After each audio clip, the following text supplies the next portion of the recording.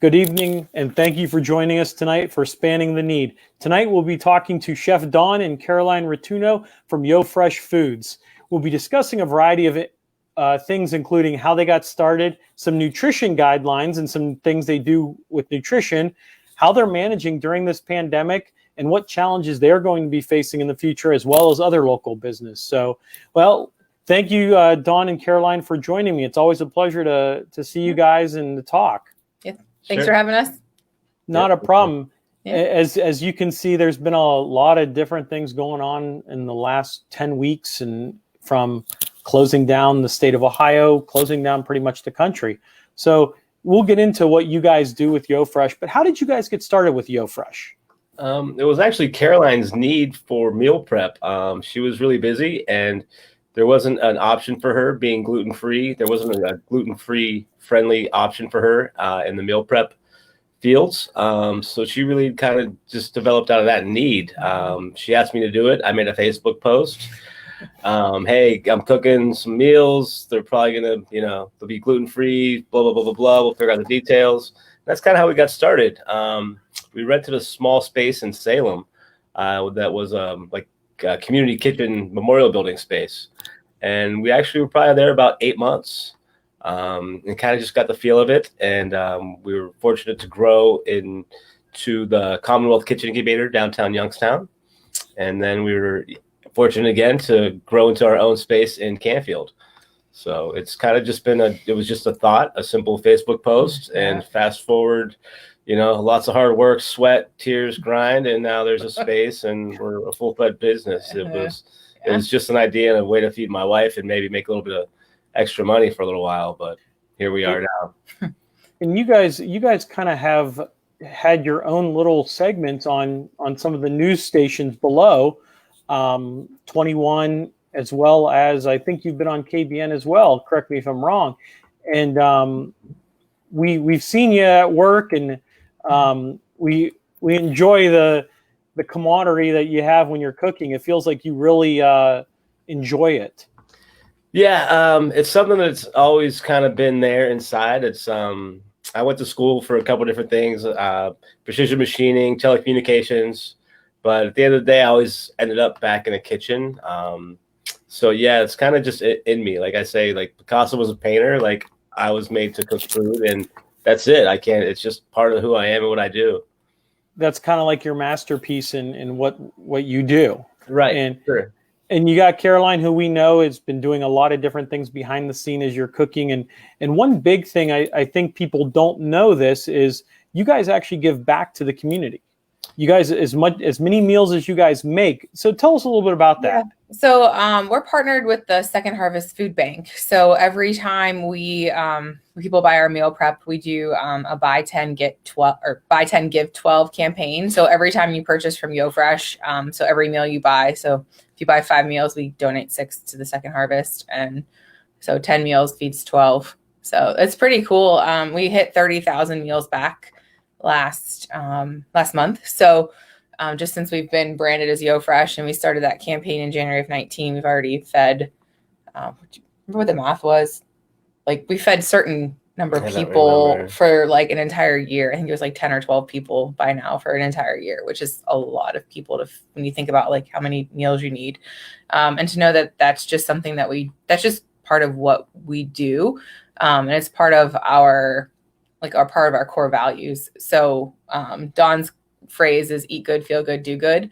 And so that's that do good piece that we really both believe in, and building community and doing good for others, especially those that may need a little extra help. A good part. Sure, like that's such a vital piece of the area and like in the community is Second Harvest Food Bank. Because again, I know that I'm guilty sometimes, Stephen, to take it for granted the food that's in the fridge or in the cupboards and stuff like that. So it was definitely important when we started thinking about even what we were going to do with YoFresh. There was definitely wanted to have a entrepreneur like kind of spirit, but I also want to have a philanthropist piece to it as well. So I believe it was almost after Tom's Shoes, right? They had a company they buy shoes and they provide a pair of shoes. So I was like, how could we do something like that with food, to where somebody buys food, we give food to So that's where we were able to come up with Second Harvest Food Bank. So we're really grateful to actually be on board with them to have an impact in the community. Because again, it's just a few people or just a meal, you think, but that's somebody's livelihood, or that's somebody's life source, right? To be able to get up, to have something to eat, to fill their stomach, to live their life. So it's great to have people in the community that support us so that we can support our community as well. And again, I've grown up in Youngstown, and that's kind of something I've seen just growing up here, that it kind of takes that you're my friend, I'm your friend, right? I'm going to support you and you're going to support me to make it in our town sometimes. It's even before COVID, with the steel mills and everything back in the day. Like, it was just really important for us to have those community roots, to let them grow and see what we can do. So like I said, it's been great to donate those meals back to Second Harvest so far. Well, I think anyone that can do a great business, really enjoy what they do, but at the same time give back. I think that's especially Youngstown, you know how it is. Everyone kind of comes together for a specific cause, as well as really gives back to the community. And I think what you guys do is great. You serve a certain amount of meals, you give back to the meals. And right now, where you see cars wrapped around blocks of food that we needed, and just talking with the Second Harvest Food Bank's executive director, Mike, there is a huge need right now, and it's huge, and that's a good thing. So let's talk about Caroline's. She had a gluten-free, from what we said. Yeah, mostly gluten-free and hardly any grains too. And I think that brings up a big thing we call nutrition.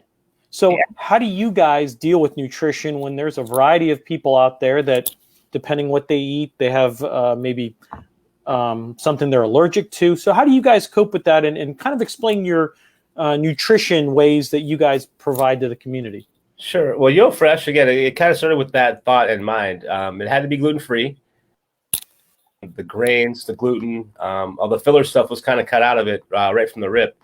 But as soon as we started this, I realized early on that, again, with the culinary background, that I'm able to cook food and make food taste good, but I didn't have a whole lot of the nutrition information.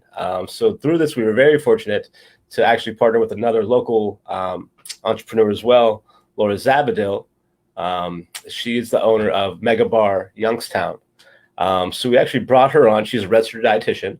So she actually helps me on that end of things, to where I can actually give her recipes and thoughts and my ideas on paper, and then we'll convert them, and she'll do all the macronutrition count and all that. And she's there to kind of almost as a double check for me. So if she looks and goes, hey, wow, this is a great recipe, but this fat's way too high, can we sub in coconut oil or avocado oil, or can we cut this sugar out and sub in honey, or whatever it may look like? So again, I knew early on that it was a very important piece. And at the stage of my life I'm in, it was either go back to school and learn all this stuff, or figure out and find somebody that could handle that part of it.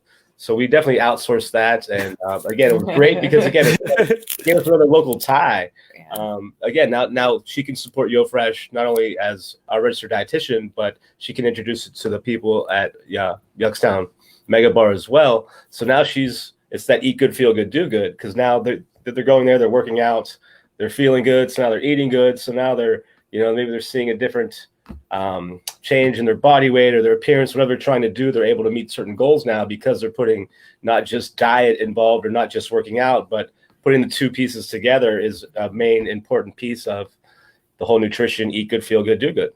Well, and I think you bring up a good point, is your partner thing with a local person that knows what they're doing. And that's you guys have recognized that, hey, it's hard to go back to school for that type of stuff. It's like, we're going to partner with someone, because I can tell you right now, there are certain foods that just maybe don't taste right to me, or I need a little bit Parmesan cheese to put on top of it, or more little ranch dressing.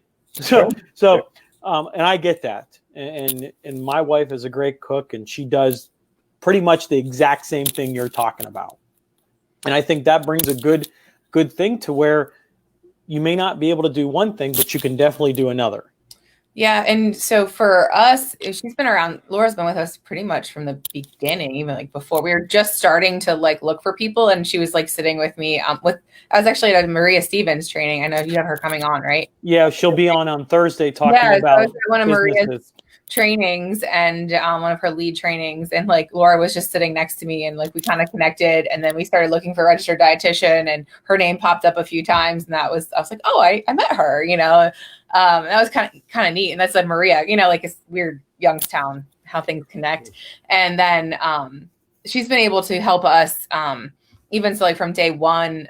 We started out, we used to have like a sheet that went in the bags, but then very quickly we switched to labels on the boxes. And so our nutrition information is pretty much after like one or 2 months has always been on the box of our meal prep. And then you can scan your label right into MyFitnessPal. And that's really, really handy, especially if you're tracking your macros. And the girl that does our social media for us, Becky, she does B Squared graphic design. She said she uses it all the time. It's great because she doesn't even have to. She has a person she works with to help her with her nutrition and make sure she's meeting her goals for fitness. And so she can just scan them, and her nutrition person can see them and review with her. And so it makes it super easy to track and accountable, and taking advantage of that app that already exists and that pretty much everybody has on their phone. Well, let's talk a little bit about when you come up with these recipes. How does that all start? Tell us how that evolves and really starts. I have no idea. It's like magic. Like literally when we were dating, I used to put like a basket of weird food in the fridge and make him make dinner like chopped. Like that was what he could. Dating. He's great at it. He can put the weirdest things together and make them taste good. Well, and that's a good question for you, Chef Don. You have a variety of people now. People are trying to be healthy. We sit in the house for 10 weeks. I mean, people maybe are exercising. So what do you recommend as something that people can put together that could help, or what would you come up with, or how do you come up with yours? So there's a couple different questions in there. Yeah, no. Again, anything fresh, anything that's fresh and not processed, right? That's your first and foremost, I think. It's the processed sugars and the things that we love is the stuff we ate as kids, right? We still like that stuff as adults. At least I know I do. So even YoFresh has helped me a lot too, because I was always like the spoiled kid. My diet was like a 13-year-old child that was spoiled at the grocery store. I think we still are at sometimes. Sometimes, right? Those little benders when I stop off and get my little candy snacks and my little trip to the Kit Kats, the ice cream, the M&M Blizzard. That stuff happens, right? And there's room, and again, there's room for that in our diets and what we do. But again, we want to stay away from the processed foods. So fresh is always an option. If not vegetables, if not fresh vegetables, frozen vegetables are always better than canned. They're still the way they instantly quick freeze retains a lot more of the vitamins, minerals, and nutrients than in the canned goods. As far as what's, how I put stuff together, I try to go seasonal, and then I try to stick like seasonal and regional.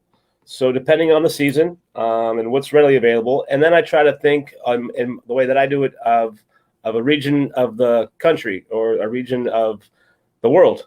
So whether it was an Asian cuisine or Mediterranean or Italian, or even if you just, as far as an American, you want Southern cuisine, or New York style pizza, whatever that may be. So pick like a location and then just try to play with those flavors. So again, I mean, I think it's just automatic in my brain. But if you were just thinking Mediterranean, right, you would think maybe oregano, lemon, olives, stuff like that. Pasta, right? I'm Italian. That's the first thing that comes to mind when you say anything. What do you want for dinner? Pasta. Right. Mm-hmm. And it's again, there's nothing wrong with that. It's so versatile, right? There's just so many different styles of pasta, vegetables you can use, different sauces, right? That's just, again, and especially now with COVID too, it's a good time to go through your pantry and just kind of see what's in there and use up some of your stuff too. Right before the season changes and we're getting all kind of new fresh fruits, vegetables, farmer markets, and all that good stuff.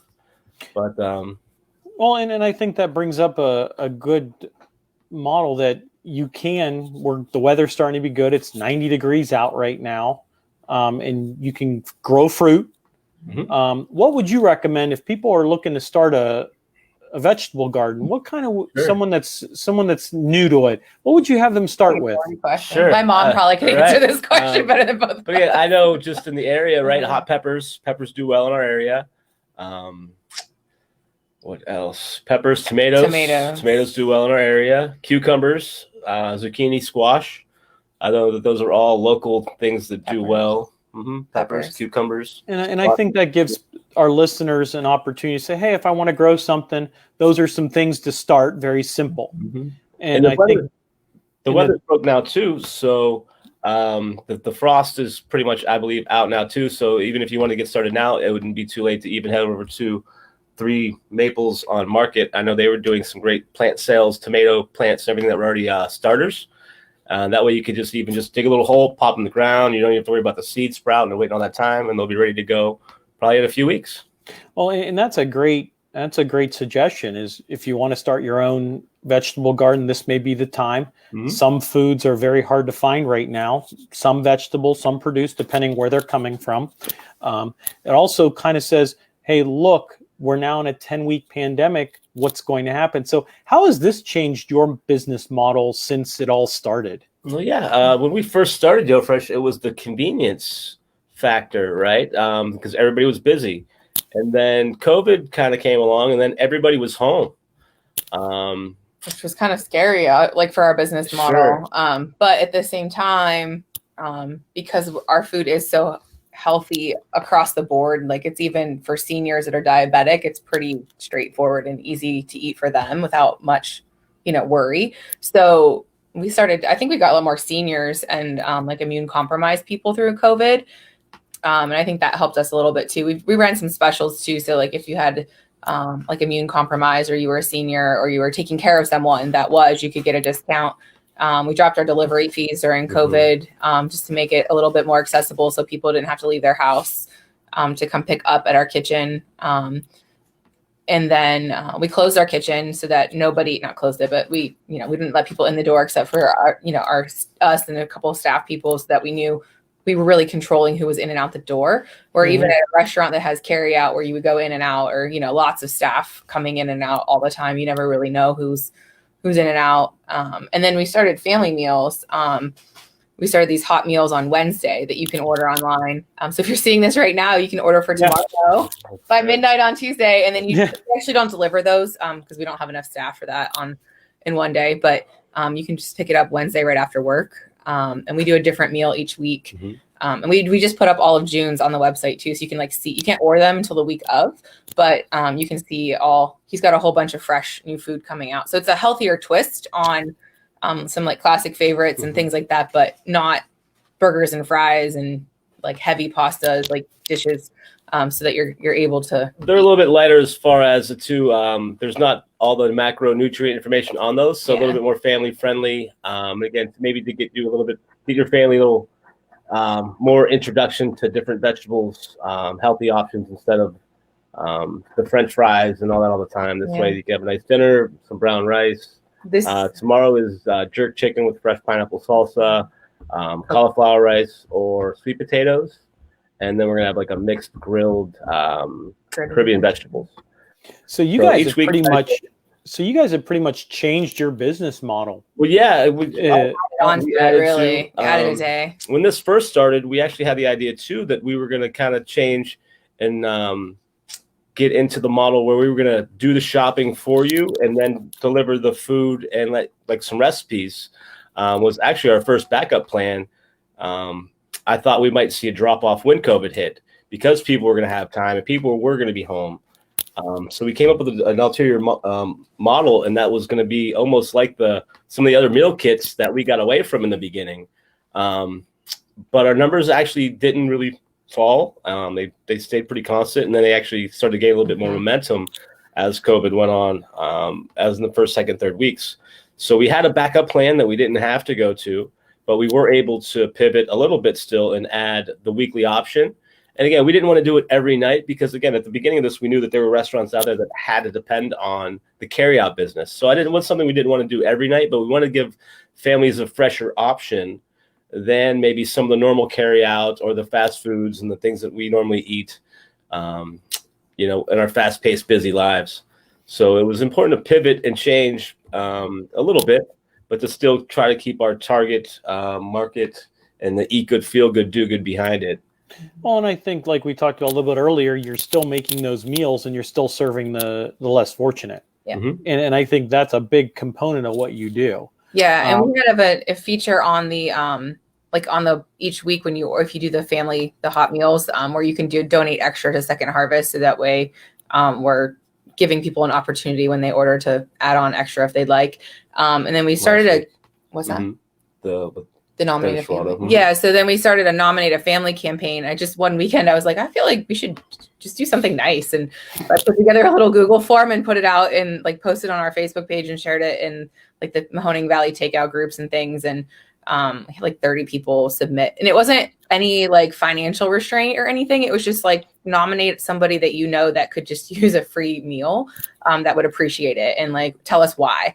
And I read that first set and I was like bawling, and I'm not that emotional of a person, so when like people are writing these stories about their friends and family and like the good things they're doing in the world, or their frontline workers with COVID, or like their mom has taken their 3 kids and they live in Michigan, and their mom is with their 3 kids here, like so that they can work, and their kids are safe, and like things like that. We saw a lot of stories like that. Some people like who passed away, like in the hospital of something else before, but they couldn't go see their loved one in the hospital because of COVID. And so it just felt good to do something like that. And then we started reaching out to people we know. And so like Dennis Schiraldi did a week, and then Angela at the train station did a week, so that we could kind of spread that love out a little bit. And so then that's up on our website too. So if there's any businesses listening to that and think they might want in on that, there's a long list of people that deserve just to have something nice done for them during this time. And it's under the COVID tab. You can just donate right there online, include all your documents and links, and we'll promote you and cross promote a little bit and share. And we just asking people to do good with us. Yeah, and I think this pandemic has done just that. Is brought a lot of people out that would probably normally not do good in a bigger way. Normally they may do good just a little bit here and there, but I think it's a bigger picture when they're doing a lot more than what they probably would normally do. Sure. Yeah, we said at the beginning, people are going to remember how you made them feel, and what kind of company do we want to look like at the end of COVID? Whether it makes or breaks us. Well, even COVID or not, like at the end of the day, like there's so many businesses, and there's just so many options. As Americans, we're bombarded with so many options every day of ways to spend our money. So it was more of, again, I wanted to be that community that build the roots, have the Youngstown, have the connection to the city, to where it's not just about food. I want people to support my dream, right? I want people to support not just the thought that I make good food, but I want them to support what I'm doing behind the scenes with Inspiring Minds Youngstown, with Second Harvest Food Bank. These are the ties, these are the impacts that I want to have. That it's bigger than just trying to have a business to be profitable. Yes, that's part of it, but it's so much bigger than that, right? Because again, like we're a community, like we need each other. Like there's people right here in our valley and that struggle daily to eat, like, and that hurts my soul as a person, Well, and I agree with that, and I think we kind of tilted as in saying that we're now starting to open up. A lot of things are still closed right now, and where a lot of restaurants dining in, their capacity is now down to 25%. Mm-hmm. So how do you change the way you do stuff moving forward, or how does that challenge you guys, if any, for what you're going moving forward? Well, for us, it really doesn't. Again, since we don't really have a sit-down restaurant, we really don't have to change any of that going forward. Cleanliness, sanitation, all that stuff was always in the forefront of what we do. So that really hasn't had to change. If anything, again, like our operation going forward, it might change the way that we operate as far as catering events and stuff like that moving forward. We have an option coming up this weekend. We're doing a box catering drop-off. That way, it's like that they're doing the drive-through kind of graduation party. Yeah. So we're going to have some hot food boxes ready to go and pass those out. So it'll change the way we do some business as far as that goes. Mm-hmm. But the basic of YoFresh and how we operate, that shouldn't change at all. Again, like I said, that COVID's maybe helped us a little bit through this process to grow, as a result of it. So you're familiar. You probably know a lot of business owners that have restaurants and other businesses that are now starting to open up. What do you think some of their challenges are moving forward? Because you only have 25% of capacity. Yeah, that's the first of it. Sure. Yeah, gyms. I mean, that's the first thing I think of, just because of a lot of our clients are gym people, because they're eating healthy and things like that already. And I just see the challenges, like with Laura and Angelo at Train Station, like what those things look like, right? You can only have 10 people in a class, and how many times can you coach or teach class all day long to fit all your members in and make sure everybody's needs are met and everything's clean and sanitized, and it's a lot. And restaurants, again, the same thing. Restaurants, same thing. Again, your staff, right? Your staff's probably going to get cut in half. So then you're going to have to let people go. That's going to affect the staff. Food costs as well, because again, some of your restaurants, you're dependent on the volume, right? The table turnovers. So that's where your profit line comes in, and your food cost and your table turnovers. So if you take that ratio out of it, and you can't turn the tables over as fast as you would because there's only half the staff and half the seating. I hope, but I'd hate to say that, that we don't see a huge price in going out to eat to kind of make up for that. But we do see now, even in some of the regular grocery shopping that we do now, and some of the meat markets we see now, some of the meats are going higher because of the demand and on the stress on the food chain. So it's definitely going to be different going forward. I kind of like some of the changes from COVID, right? I like personal space. I like, some of that stuff, right? I just feel like I just feel better in the world. Like there's just a little less input and a little slower pace. I appreciate, but at the same time, when somebody's business model is volume and max capacity, But I think it's caused everybody to slow down, right? Because now even at the grocery stores, right? Like I know a lot of it's self-checkout now. So I know that I've gone to the grocery store in a hurry, but yet I've had to wait, right? I'm like, okay, because run and grab these things. I grab my stuff real quick, but it might take a little longer to check out, right? And so these changes, and it's just part of the curve, right? It's just about how life's going to maybe be for a little while, or maybe even for the future, right? It might be different for a long term of the new way of living. So it's definitely been interesting for us to see. I said fortunate that it hasn't had a huge impact on us, but again, we have seen some of our local friends' businesses struggle through this as well, and mostly everybody that I can think of has made it through, and we're just keeping our fingers crossed that they can maintain this as well. But it's definitely been a strain on a lot of people locally for sure.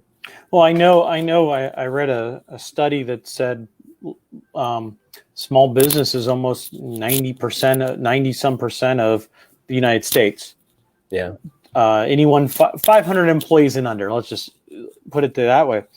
And you've already started seeing bankruptcies. You've already started seeing people laying off more people that were working. And I think that it's going to hurt moving forward when you have that 25% capacity. And will people feel safe to go to these places? I think that's a big thing too. Will people? You see some people that just don't care. Then you see some people that will go and try to social distance and stuff like that. Yeah. I mean, we have clients that this is the only food, YoFresh, the only food they've had besides home cooked meals, because they know that they can trust the cleanliness of our kitchen. And that's kind of makes me feel pretty good that. Well, and you get the trust. Yeah. You get the trust. Their health and wellness during this. When nobody else is allowed in their house, and our food is the one that comes in the door. So, well, I appreciate you guys taking the time to talk to us about YoFresh, what you've done, kind of what your challenges has been, positive and negative, and how you guys kind of started. So I really appreciate that, and hope to have a cooking segment with you, Chef Don. Actually, I do want to say this, and there's a rumor going around. I want to confirm it, Chef John, that they want to auction you off as a chef to cook a meal down the road. Is that true? It is. So again, it's part of the do good, right? Any chance that we have to give back or to give to a charitable cause, it's definitely an honor on our part to be included in things like this. But yes, so hopefully we'll see you soon on some more stuff like that, some local charity events and things like that as well. Well, I appreciate you taking the time. Thank you for joining us for another episode of Spanning the Need. Tomorrow we'll be speaking with former Cleveland Browns football player Felix Wright. Be safe and have a blessed day. Thank you, everyone.